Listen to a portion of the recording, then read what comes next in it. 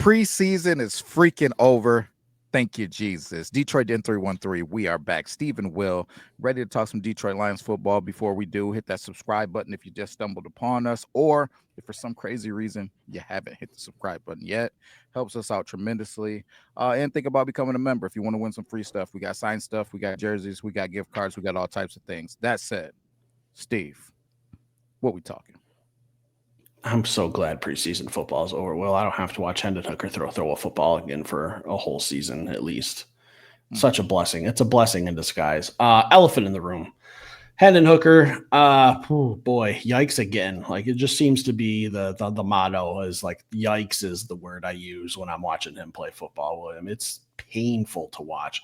I would rather sit through a Catholic wedding than watch Hendon Hooker play football. That's where I am. It's just, it's not pleasant. It's not it makes me not want to watch football at all, William. Yeah, like he's killing my fandom of football with how bad he's playing right now. I don't see a world where he makes this 53-man team. I just don't see it, William. How do you feel? I'm not in that boat. I was not happy with his play. I don't think he played to his potential, but I'm not in the deep, dark abyss like you apparently. You must have been watching a different game than me today. I thought there was some good things there. I thought he looked better in the pocket. I thought he did some good things. He made some throws. It wasn't all bad. It's the accuracy, man. Ball sailing over the middle of the field. If it's one thing you can't do in the NFL, is sail balls in the middle of the field. Those are interceptions. Those are turnovers. Threw one interception. Could have been another one. Just has to be better. I'm interested to see what happens with this thing. Coach Campbell went to the podium and talked about it a little bit, and he pretty much articulated it with, it's a matter of, is there more development there? Is there more development there? And, or sometimes it's nice just to let a player get a change of scenery. So that left me with, I have no idea what they're going to do with Hendon Hooker. I don't think that it's a no-brainer that he's cut, but he definitely didn't make a strong case to keep himself on the team. 90 total yards of offense when he came into the game, William. 90 total yards. He came into the game in the second quarter. All right. Kyle Allen, phenomenal today. Let's give him a little praise. 5 for 5, 66 yards, a touchdown, passer rating of 158.3, damn near perfect. Hendon Hooker comes into the game, and we stopped moving the ball completely. And 25 of those yards were on a garbage time Hendon Hooker run up the middle. Just this offense is dead in the water when he's playing quarterback.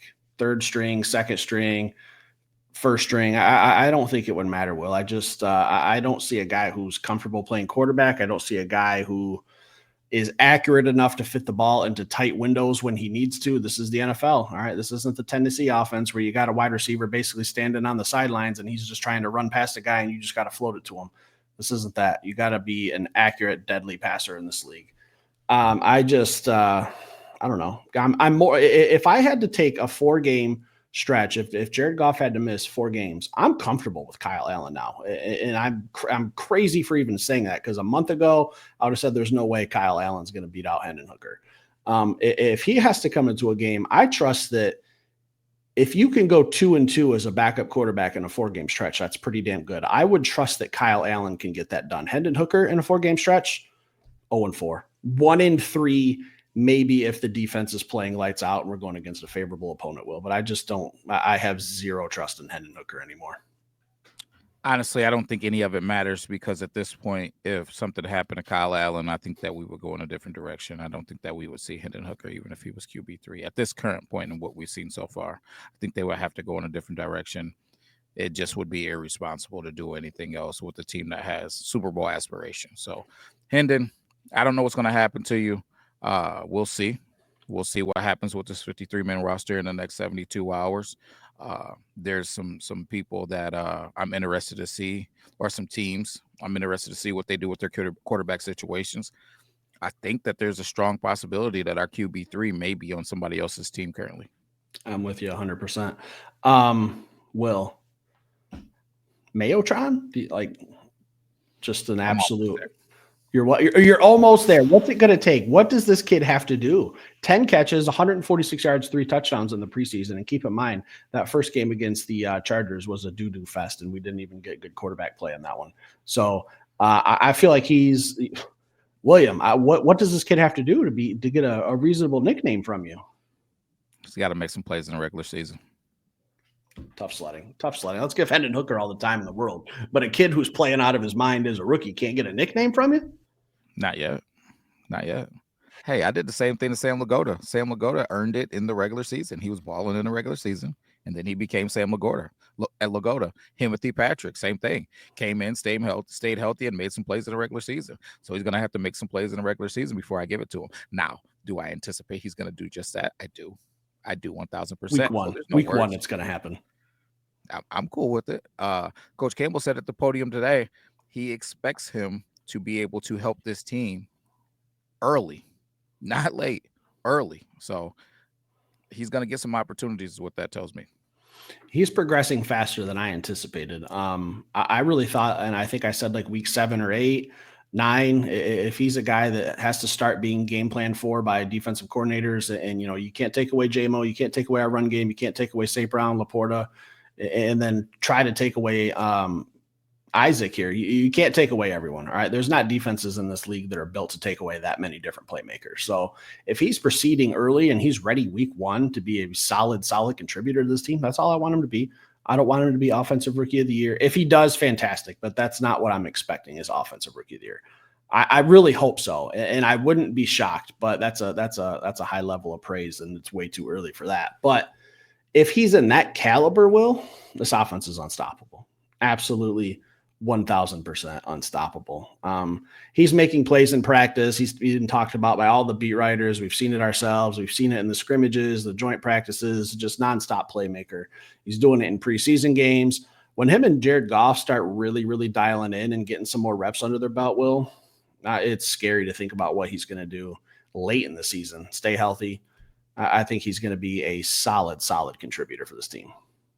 We shall see. But staying in that receiver room, Steve, this may be a hot take, but I think there was some gamesmanship going on, and we'll find out here in about 72 hours. But the reason why I feel like there was some gamesmanship going on is because Jackson Meeks and Dominic Lovett, neither had a reception today, and they didn't have a lot of targets.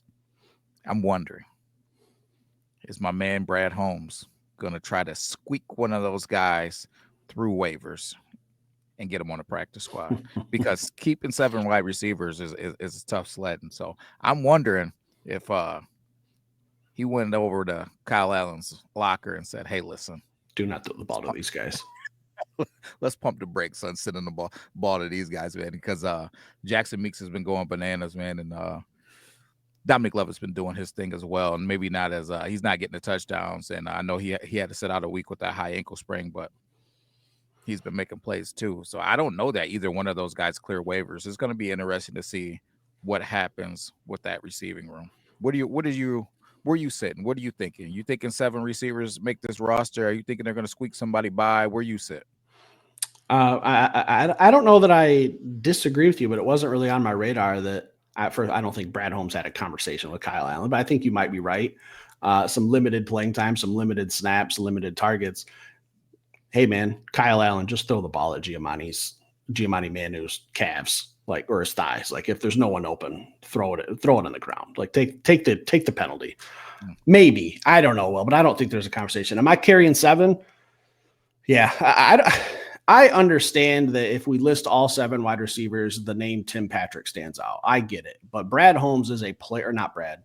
Dan Campbell is a player's coach. He takes care of his players. I feel like if Tim Patrick was on the bubble at all, he would be putting him out and letting him get some preseason reps for other teams to audition. And I get it. We know what Tim Patrick is, but I think Dan would take care of him in that way and say, hey, you're on the bubble. We don't know what we're going to do. I'm at least going to give you some game time. So with that not happening, I feel like Tim Patrick's solid. I feel like he's set. I'm good with carrying 7 receivers. And TJ Lang on the broadcast kept talking about it all the way. up to the end of the game. Like maybe Brad and Dan think that they can go thin at another position. I don't know what position that would be. I imagine that no cup of coffee this weekend is going to be safe because there's going to be some late night conversations, but I am perfectly fine with carrying 7 wide receivers. That leads me to the next question. Where are you prepared to go thin at then? I don't know. Will I really don't. I'm not trying to give a politician's answer, but I truly don't know where you can go thin at. If it's between carrying 7 wide receivers and cutting Hendon Hooker and going two quarterback deep, I think I'd be comfortable going down that road. Comfortable ish. I think I can use all 7 of my wide receivers. Do I need my third quarterback? I sure hope not. There is a world where it's a possibility with the emergency situation, but I feel like it's kind of a gamble, but I would be okay doing something like that. I don't think the third quarterback situation saves you either way with the emergency quarterback deal. If the emergency quarterback doesn't count against the 53, it wouldn't matter. So I will not accept that politician's answer. I will just note for the record that you dodged my question, and I need the subscribers to also note. So when Steve was yelling at me for politicians' answers, just remember maybe it's I think linebacker. that's Then maybe it's linebacker because I think there's 4 or 5 linebackers I really like. Well, there's not an easy answer to this. I can't go D line. We've already lost a couple D linemen. I can't go O line because I don't know that I love our offensive line depth after our starters 100%. So what other position is there? Secondary? Hell no. Defensive line, I already said too many injuries. It's got it for me. It's probably linebacker, but Dan and Brad get paid millions of dollars, and I podcast from my office for a half hour a day. So they have way more football knowledge. But I don't know. I feel like we have a lot of linebackers on this team that are really good. Who the names are going to be, no idea. But you told me to pick a position, and I'm going to pick one. Linebacker. okay. So now we're going with Zach Cunningham, Grant Stewart, and Trevor Nowaski. Who are you cutting? Because that's the backup core of linebackers, I would imagine, It's when it comes not out. Grant. It's not Grant Stewart. I'll tell you that. It's tough decisions. Will tough decisions. There's no easy answers because again, I could see all 3 of those guys getting significant roles on this team at a very minimum special teams. I'm not in love with anyone I have to cut, but Broderick Martin's still a name that's out there for a cut candidate. If I'm being honest with you, I don't feel like he wowed me today. I watched every single time he was in the game today, Will, and at no point did my eye test say that is the 4th best pass rusher in the whole NFL this preseason. Did he play okay? Yes. Was he 4th best defensive line player in the NFL? I didn't see anything like that. I'll be honest with you. So I don't think Broderick did enough today. And I told you, hey, he was through the roof. He was playing very, very well all training camp, but I'm not 100% sold. So if I have to carry another linebacker over Broderick Martin without batting an eye, Will. Are you nuts? Are you Broderick Martin? Now, pass rush. I don't even care about pass rush from Broderick Martin. To be honest, that's not really what I want out of him. If he gets a little pass rush, then it's icing on the cake. What I did watch him do is win at the line of scrimmage. Now, haven't watched film yet. I did watch him. I didn't watch him as exclusively as I have the last couple of weeks, but I did watch him when I noticed he was out there, and at no point did I see him losing the line of scrimmage. I even seen him get double teamed a couple of times where he held his own. So that's all I need out of him, is to be a big, strong, physical plug. So when we go short yardage situations, you can throw him in there with maybe a DJ Reader, with maybe a Talik Williams, with maybe Miles Adams, with maybe a Keith Cooper, with maybe a Roy Lopez. The list goes on. We can have a lot of beef up front. We can be very versatile because we also got athletes in that group. Like I would label Keith Cooper and Makai Wingo as crazy freak athletes. Like Keith Cooper Jr. has the freak arm length, man. I talk about how 34-inch arms are what we're looking for out of a pass rusher. The dude's sneaking around the number of 35. So the dude's got some long arms. He's got some athleticisms. Makai Wingo runs a 4.2 40. Like, what are we talking about? What are we talking about? I think in all seriousness, would he run like a 4.8 or something like that? Like it's dude's explosive. It's I don't know, man. There's so many different ways that we can put combinations out there with that D line and that group that we have. I'm going to be interested to see who's the cream that rises to the top and makes that 53-man roster, or the practice squad. Miles Adams, Broderick Martin, Keith Cooper. Who you cutting? Miles Adams, Keith Cooper, Broderick Martin. I'm Yeah. not cutting any of them. You're going to just carry 15 defensive tackles? I have a Leave lot of them all. guys who could do what Broderick Martin could do, stop the run. We stopped the run all last year without Broderick Martin. I'm not worried about Yeah. our run defense. He's not a pass rusher. I know that. He's a plug. Take on two defenders as many times as possible. I feel like there's more than enough guys who can do that on this team. The problem is DJ Reader's one of those guys. You're not letting go of DJ Reader. He But wasn't on my Broderick Martin, list. but Broderick Martin is a baby, right? DJ Reader, he's on. We already talked about it. He's on the back nine. He's dang near on the tour. He's almost on that goodbye tour. That's when you start making money is on the tour. Will, bad analogy. I get it. I get it, man. Hey, it's almost time to go home, man. Broderick Martin's got a lot of football. Hopefully, if he continues to ascend like he is, he's got a lot of football ahead of him. So if you cut a guy like that and he starts getting better and continues to get better and progress, next thing you know, next season DJ Reader isn't on this team. I think that's bad business, man. I think that's why Broderick Martin did enough today to make this roster. You put Broderick Martin on the practice squad, he gets picked up by somebody. I don't think you can do it. So I think Broderick Martin today did enough to make this practice squad or to make this 53-man roster. And with that, it'll get interesting when Aleem comes back. Now we might have to have a conversation with what we're doing. But since Aleem isn't going to be on that roster right now because he's injured, maybe Broderick just snuck by the hairs on his chin. I think he will get picked up, William. It'll be by a team by the name of the St. Louis Battlehawks. That's who will probably be picking up Broderick Martin, if I have to be honest with you. It's a good problem to have. I loved listening to the broadcast today, and they kept talking about, final audition. This is it. 72 hours after this game's over. It's going to be tough decisions. And there's, we're carrying 90 right now. We got to get down to 53. We know some of the names who are probably going to get cut. And once that list starts dwindling down, it's not as easy. There's going to be, I really think there's going to be 3 or 4 guys where we look at it at cut day and say, whoa, like, hey, a little surprised that this player got cut. I think Broderick Martin's one of those 3 or 4. So you'd be surprised if Broderick got cut, is what you're saying? He'd probably be the last one. I really feel like if it's, hey, we're at 54, who's the last guy cut? I feel like he's been good enough to get into that conversation, and he's the last man standing, in my opinion. So a slight surprise, but there's going to be a couple other guys where I'm like, man, I really thought like he was a shoe-in to make the team or at least be a special teamer or a backup. But I think it's Tuesday. Tuesday is going to be very, very interesting. Will, I'm almost kind of nervous for it because Lions fans do not react rationally sometimes. All right. Because some people are going to fly off the hinges if player X gets cut.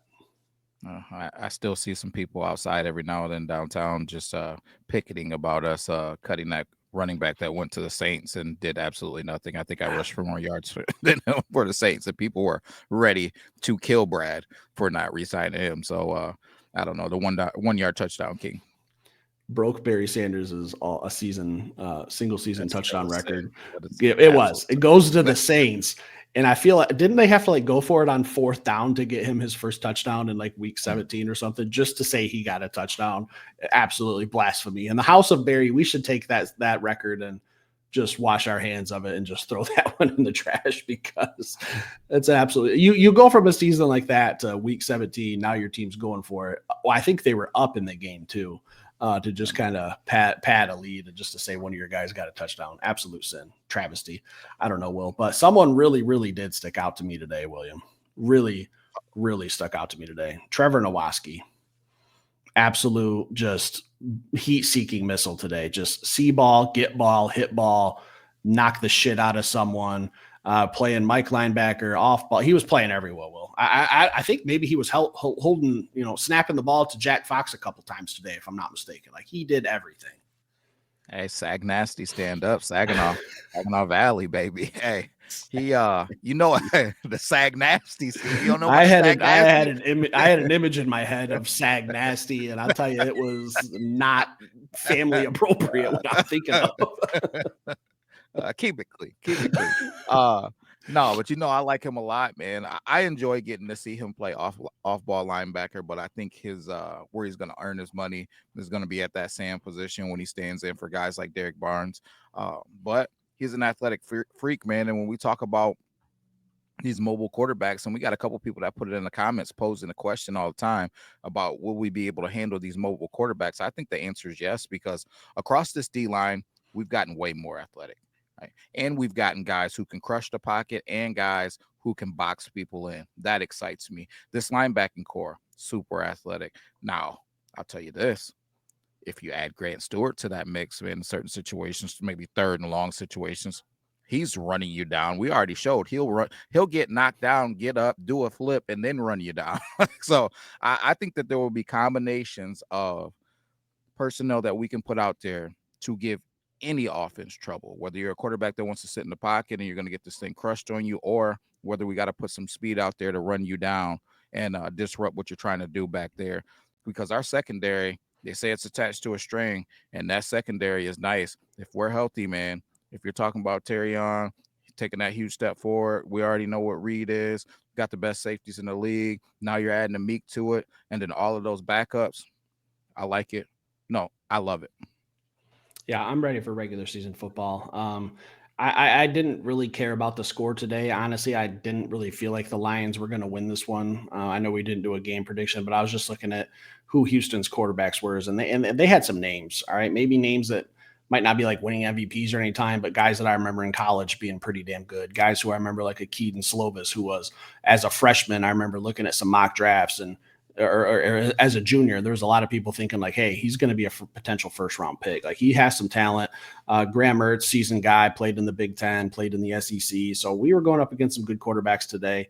I thought the score would be a little bit closer, but again, Hendon Hooker just failed to move the ball. I didn't love our pass rush. I didn't love that we kind of got gashed in the run game a couple times, but I mean, final preseason game, I feel like Dan put the boys out there who were on the bubble and said, hey, go put it on tape and we're going to look at it. Go make me make a tough decision.